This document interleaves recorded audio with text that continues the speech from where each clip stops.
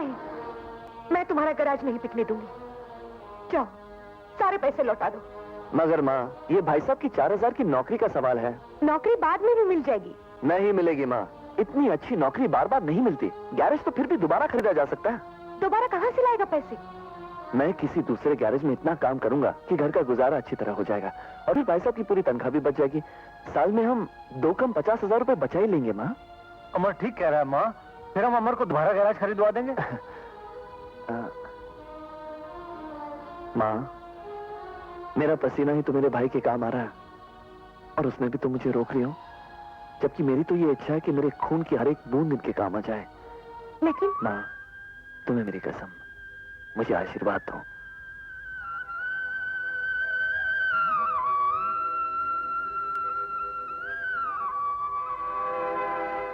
ये लो भैया। थैंक्स अमर। ओके माँ।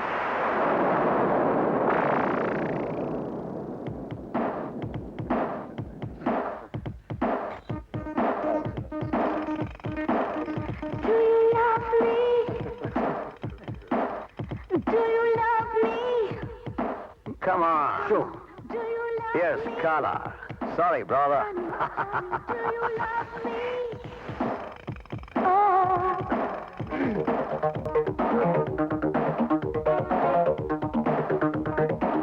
Sure.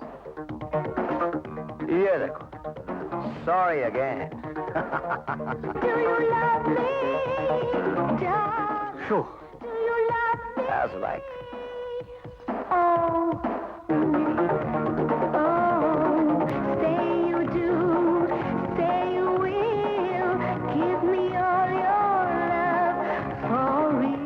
That's like, brother. भगवान, Try again. मेरे पास और पैसे ही नहीं है। See you soon. आओ मेरे साथ, चलो। अरे भाई, सोच क्या रहे हो? आओ। Bye. कहाँ? चलो चलो।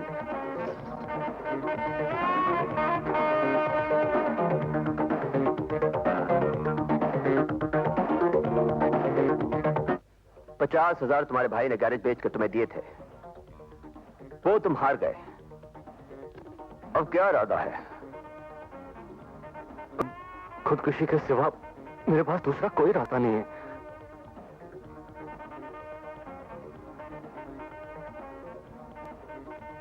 खुदकुशी तो बुज़दिल करते हैं। और क्या करूं? मां पूछेगी तो क्या जवाब दूंगा? एक रास्ता है। कौन सा रास्ता? हमारे लिए काम करो। क्या काम? बहुत हिट काम है।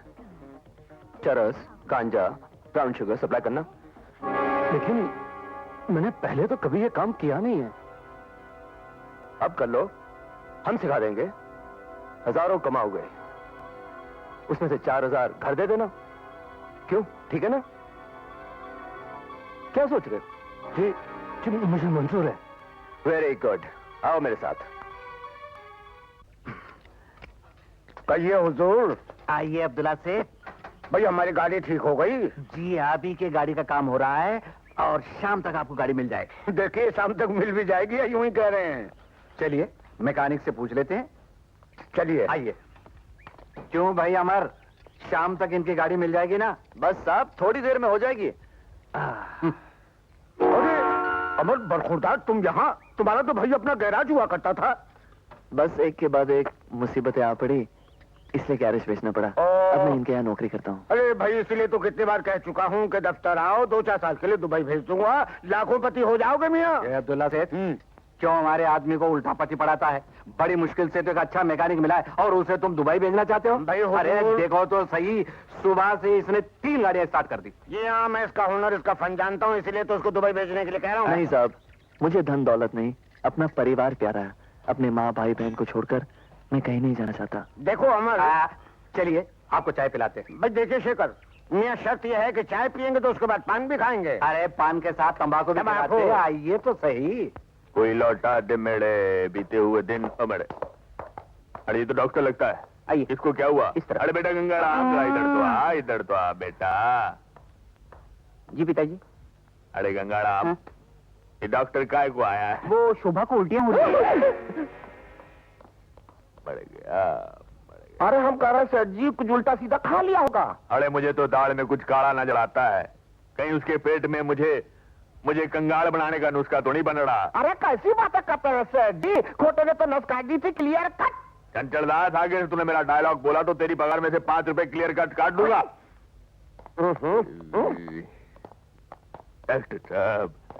डॉक्टर साहब सब ठीक तो है ना? सेठ जी बताइए, आप दादा बनने वाले हैं? अरे मैं छोटा मोटा सेठ ही बहुत हूँ, मुझे गली का दादा वादा नहीं बनना डॉक्टर साहब। आपका बेटा बाप बनने वाला सेठ जी? तो किसका बाप बनने वाला है जी? बच्चे का सेठ जी। पिताजी। ये कैसे हो सकता है गंगाड़ा? क्यों नहीं हो सकता है पिताजी? अगर शादी होगी तो बच्चे भी होंगे, फिर बच्चे के भी बच्चे होंगे, फिर उसके भी बच्चे। अरे चंचल, आप देख रहा है मेरा बेटा मरने से पहले मुझे बधाई दे रहा है। मैं तो लगता मर जाऊंगा। मर गया जी मैं तो। ये क्या हो गया चंचल दास? लगता है सेठ जी का राम नाम सत्य हो गया। ये तो बड़ी मुसीबत की बात हो गई। इनके क्रियाक्रम पे अब खर्चा करना पड़ेगा। अरे हमेशा देखा? सच्ची की बात क्यों करता है? चैन से मरने भी नहीं देता मेरा बेटा। चंचलदास चढ़ मुझे दिखाई हाँ, नहीं। अरे हाँ चंचलदास, सेठ जी। ये साबुन के 40 रुपए और फिनाइल के 30 रुपए काय को लिखे हैं सारे इसमें? अरे सेठ जी हम कह रहे हैं ये दुकान वाले हमारे बाप लगते हैं जो मुफ्त में दे देंगे। हैं? अरे गधे, हैं? ये जो दरवाजे पढ़ाते हैं कि हमारा साबुन ले लो जी, हमारा फिनाइल ले लो जी, उनसे नहीं ले सकता था। उनको कह देता कि बाप करके आपको बताएंगे, पैसे बच जाते। खैर, ये 40 और 30 हो गए 90 रुपए, ये मैं तेरी तनख्वाह से काट लूंगा। हैं? हाँ, पैर दबाओ पैर दबाओ। ये आगे क्या लिखा है? ब्लाउज, कुर्ते, पजामे। अरे के लिए इतने सारे कपड़े देने की क्या जरूरत थी? बिना स्त्री के कपड़े ने। क्या बात है, तबीयत तो ठीक है? मैं केस हार गया। क्या? फिर से केस हार गया? पूरे 5 लाख का नुकसान कर दिया। देखा देखा चंचलदास, गंगाराम का बेटा पेट के अंदर है लेकिन माल बाहर जाना चालू हो गया। अरे हम कह रहे हैं सरकार जब वो बाहर आएगा तो आप अंदर हो जाएंगे। अरे हाँ। बिल्कुल ठीक कहते हो तुम, वो सचमुच मनहूस है, बिल्कुल मनहूस है। डैडी, नाड़ा संभाल के बात करना, वरना नाड़ा अलग और आप अलग। आप मेरे बेटे को मनहूस हरगिज नहीं कह सकते। अरे कहूंगा, 1000 बार कहूंगा। उसके लक्षण अभी से बताते हैं कि वो बाहर आते ही मुझे कंगाल कर देगा, क्लियर कट। और मैं माला माल हो जाऊंगा फटाफट। अरे जा जा जा। अगर तेरे बेटे राहुल ने तेरा साथ दे भी दिया तो उससे कोई फायदा नहीं होने वाला, इसलिए कि अपने घर में शनि बैठा हुआ है, अपना जमाई बाबू, जो आज फिर से केस हार कर आ गया। आप बार बार इल्जाम क्यों लगा रहे हैं? जहां तक कोशिश करनी थी वो तो मैंने की। अरे तेरी कोशिश का मैं क्या करूं? अचार डालूं, बुढ़प्पा बढ़ाऊं, क्या करूं? डैडी आपको क्या हो गया है? ये कैसी उल्टी सीधी बातें कर रहे हैं आप? अरे मैं बिल्कुल क्लियर कट बोल रहा हूं जी। और आप भी सुन लो जमाई साहब उर्फ शनि महाराज, आप ससुराल की रोटियां बहुत तोड़ चुके हैं, अब हमें मुक्ति दीजिए, चले जाइए यहाँ से, क्लियर कट। डैडी आप इनका अपमान कर रहे हैं। अरे जिसे अपमान का डर होता है वो घर जमाई नहीं बनता है। को लग गिर गया। लेकिन आपके लिए ही तो मैंने इन पर जोर डाला था। शादी के बाद जब बेटी बहू बन जाए तो उसे मैके वालों का नहीं, ससुराल वालों का ख्याल रखना चाहिए। और जो लड़की ऐसा नहीं करती उसे एक ना एक दिन मैके में सब कुछ सहना पड़ता है जी। रीता, आप यहाँ कहने के लिए और कुछ रह गया है। चलो यहाँ से। लेकिन जाएंगे कहाँ? दीदी तुम सीधी अपने ससुराल चली जाओ। किस मुंह से अब हम वहां जाएं? माँ की मर्जी के खिलाफ यहाँ आकर हमने उन्हें दुख दिया, उनका अपमान किया। मुझमें तो अब इतनी हिम्मत नहीं कि उनसे नजर भी मिला सकूं। माँ का दिल बहुत विशाल है, तुम उनसे माफी मांग लेना, वो जरूर तुम्हें माफ कर देंगी। नहीं, मैं तो अब इस लायक ही नहीं रहा कि उनसे माफी भी मांग सकूं। चलो रीटा। ऐसे ही कुछ सामान तो ले ले। नहीं, यहां से अब और कुछ नहीं लेना। मेरे साथ चलना है तो वैसे ही चलो जैसी हो।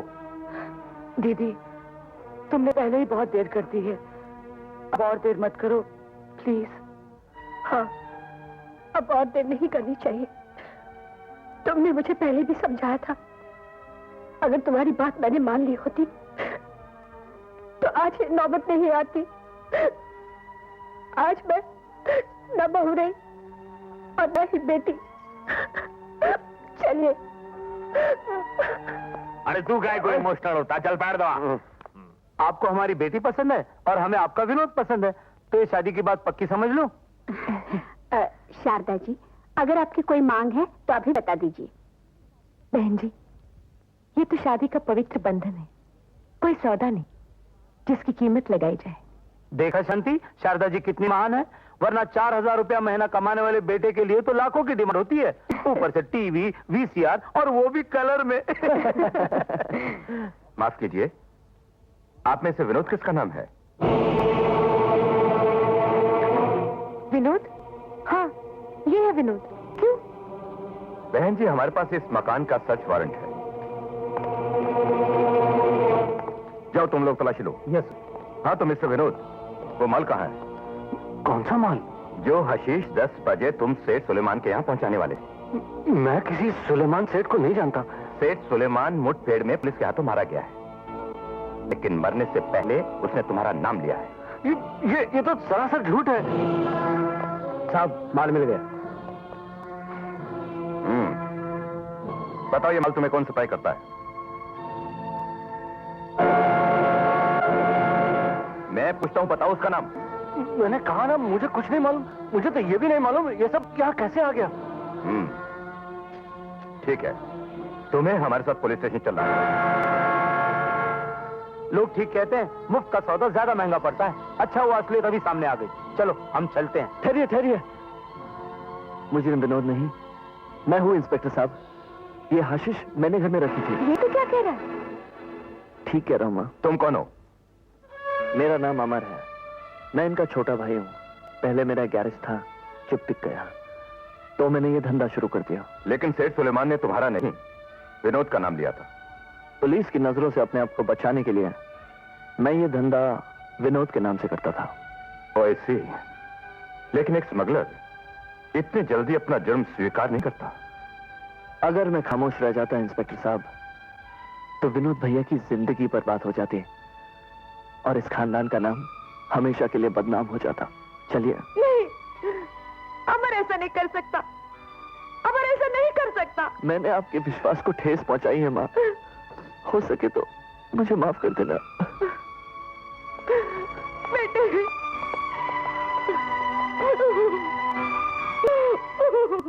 शांति, अब हम यहाँ से नहीं जाएंगे।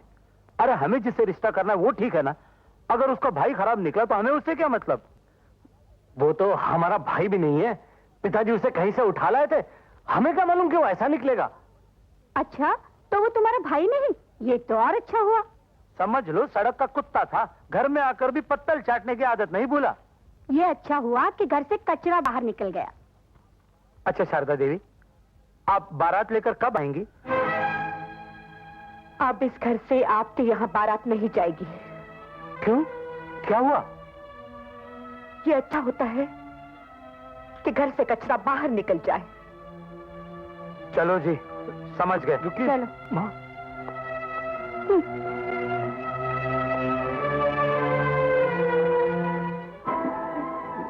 माँ, मैं जानता हूँ तुम्हें अमर की वजह से बड़ा दुख पहुंचा है। शीला, तुम जरा माँ को संभालना, मैं अभी आया। विनोद, यहाँ आओ मेरे पास। जी माँ। तुम स्मगलिंग करते हो या नहीं? माँ, मैंने कहा ना, मैं कुछ नहीं करता। जो कुछ भी किया वो समर ने किया है। तुम स्मगलिंग करते हो या नहीं? मैंने कहा ना नहीं, लेकिन आपको तो मेरी बात का भरोसा ही नहीं है। भरोसा उस पर जिसे सड़क से उठाकर घर में लाए थे। ठीक ही तो कहा उन लोगों ने, सड़क का कुत्ता। खामोश! सिर्फ एक बात का जवाब दो, तुम स्मगलिंग करते हो या नहीं? नहीं नहीं नहीं नहीं। तो खाओ मेरे सर की कसम। अगर मैं आपकी कसम खा भी लूं, अब मुझे आपके ऊपर विश्वास नहीं रहा कि आपको मेरी बात सच लगेगी, इसलिए मैं आपकी कसम नहीं खाऊंगा। हाँ, जिस बेटे का मां पर से विश्वास उठ जाए, जिस बेटे के सामने मां की इतनी भी इज्जत न रह जाए कि वो उसकी कसम न खा सके, ऐसे बेटे के बारे में यही सोच लेना चाहिए कि उसने मां का पिया हुआ सारा दूध उगल दिया।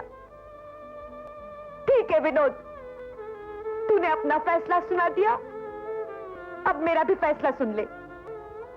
जब तक तू अपने जुर्म का इकरार नहीं करता, अपने आप को पुलिस के हवाले नहीं कर देता, तब तक इस घर में तेरे लिए कोई जगह नहीं, समझे? ठीक है, मैं भी इस घर में नहीं रहना चाहता। कभी लौटकर वापस नहीं आऊंगा मैं। भैया रुक जाओ भैया, जाए तो मुझे, कभी नहीं आऊंगा मैं। छोड़ के मत जाइए भैया।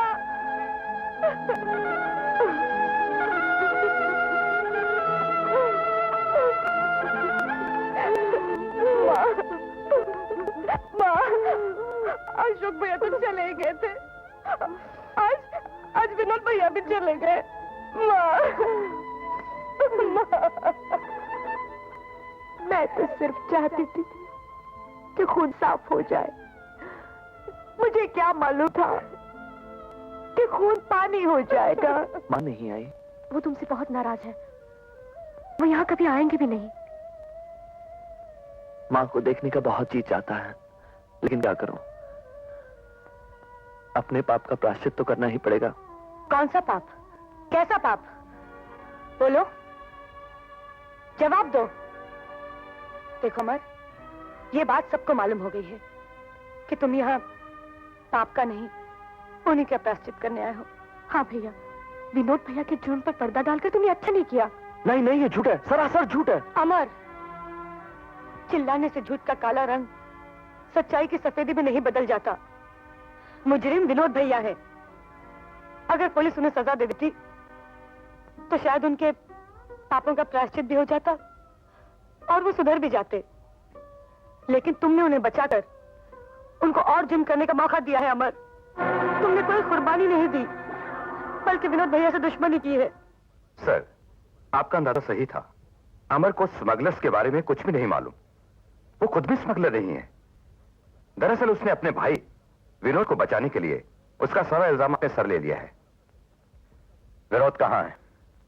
उसका अब तक कहीं पता नहीं चला। इंस्पेक्टर यादव, आशा को अंदर भेज। Yes sir. Kulkarni, file number 5 अंदर भेज दो।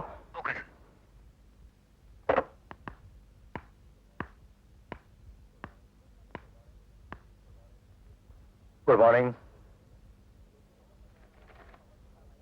देखिए, अमर के खिलाफ बहुत सख्त जुर्म आयद हैं, फिर भी हम उसे जमानत पर छोड़ रहे हैं। लेकिन जमानत की रकम 20,000 रुपए होगी, और वो भी नकद। Thank you sir, thank you very much. मैं अभी रुपये लेकर हाजिर होती हूँ।